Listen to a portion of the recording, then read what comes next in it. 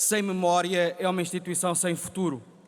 Uma instituição que não se orgulhe dos seus feitos é sempre uma instituição condenada.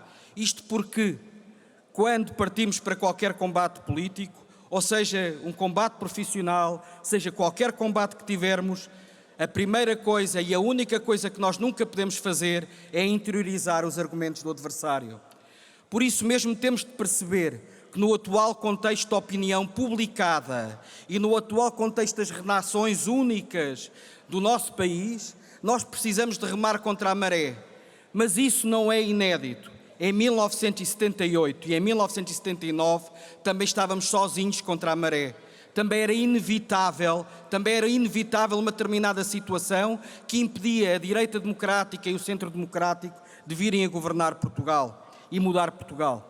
Conseguimos essa normalização com Francisco Sá Carneiro e conseguimos depois, mais tarde, transformar Portugal num país europeu, num país normal, com o professor Aníbal Cavaco Silva. E é este apelo hoje também que faço aqui, que passemos a ter mais orgulho da nossa história. No Reino Unido, em cada gabinete de cada deputado do Partido Conservador, há sempre, em praticamente todos, uma fotografia de Margaret Thatcher, de Winston Churchill, com muito orgulho.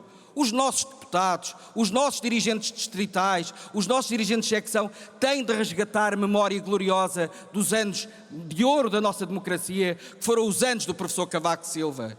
E comparem aquilo que foram os anos do professor Cavaco Silva com estes 11 anos de costismo que vamos ter até, previsivelmente, 2026.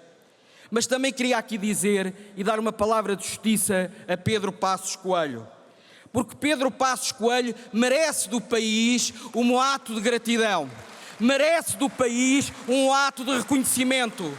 E um dos principais erros do PSD nos últimos 4 anos foi ter tido timidez na defesa do seu legado.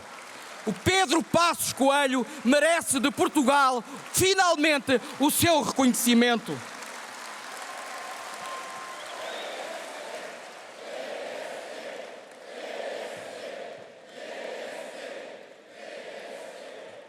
Portugal, o nosso país, precisa de resgatar o seu elevador social. Nós não podemos mais deixar e adiar de oferecer aos portugueses uma alternativa que os resgate deste país sufocado, estatizante, que vai regredindo as possibilidades de libertação pessoal das pessoas. Ninguém, e esse é o fundamento do nosso ideário, deste Francisco Sá Carneiro, deste Aníbal Cavaco Silva, Pedro Santana Lopes, Durão Barroso, Pedro Passos Coelho, ninguém pode ficar prisioneiro pelas suas circunstâncias. E, portanto, a partir do momento em que nós possamos resgatar um projeto de felicidade pessoal e dar oportunidade às pessoas, nós vamos conseguir captar as pessoas. E isto para terminar dizendo apenas: é óbvio, todos sabemos que perdemos as eleições muito, porque existem 2 setores populacionais nos quais nós fomos muito castigados sobre problemas de comunicação, problemas de percepção, problemas de falta de articulação e de visão. Sim, nós também cometemos erros, sobretudo erros verdadeiramente de comunicação, não são como erros de comunicação a fazer aeroportos de brincar. A questão dos velhos, dos excluídos, e, sobretudo, a questão das periferias urbanas de Lisboa e do Porto. Há todo um país, o país do Correio da Manhã, o país que vota em novos partidos à nossa direita, o país que não nos entra no comentariado, que não entra nas pessoas que fazem as opiniões nos jornais de referência. Esse país precisa da nossa atenção. Por isso, Luís, um conselho: em Lisboa, no Porto, em Setúbal, não vás apenas aos centros das cidades, vai às periferias, vai aos locais urbanos, vai àquelas pessoas que não têm representação institucional e que não têm capital cultural em Portugal. E isso é fundamental. É fundamental porquê? Porque Portugal precisa de repor o seu elevador social.